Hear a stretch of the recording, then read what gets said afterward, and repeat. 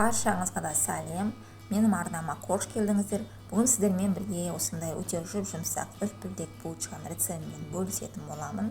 Менің арнама тіркеліп, лайк басып, комментарий қалдыруды ұмытпаңыздар.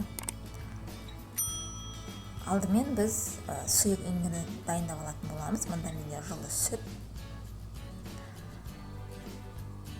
және де бір дана жұмыртқа және де ашытқымыз салып барлығын жақсылап араластырып аламыз.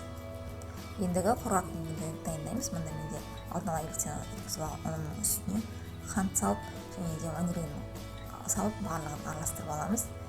Енді осының үстіне сұйық массамызды құйып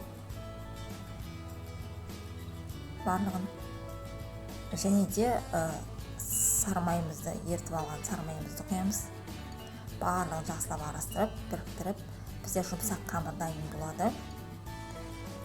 Шамалы қолға жабысқақ жұмсақ қамыр дайын болады. Осы қамырды 1 сағатқа жылы жерге қойып қоямыз. Мына бізде 1 сағат өтті. Менің қамырым осылай жұмсақ әдемі көтерілді.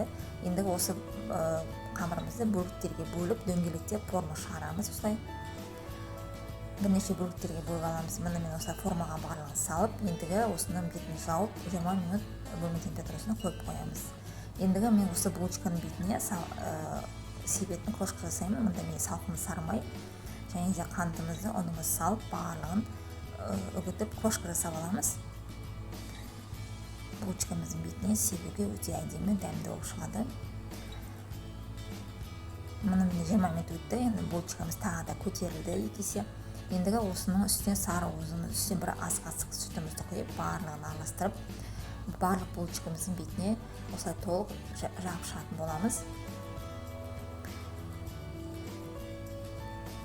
Және де банағы дайындап алған осы крошкамызды толықтай барлығының бетіне сеуіп шығамыз.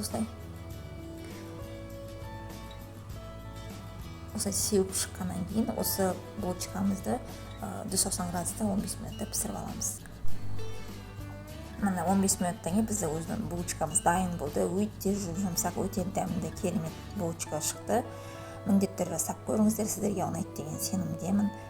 Өте жеңіл, тез дайындалатын булочкалардың бірі. Сіздермен болған Рима. Арнама тіркеліп, лайк басып, комментарий қалдыруды ұмытпаңыздар. Келесі видеода кездескенше ас болсын.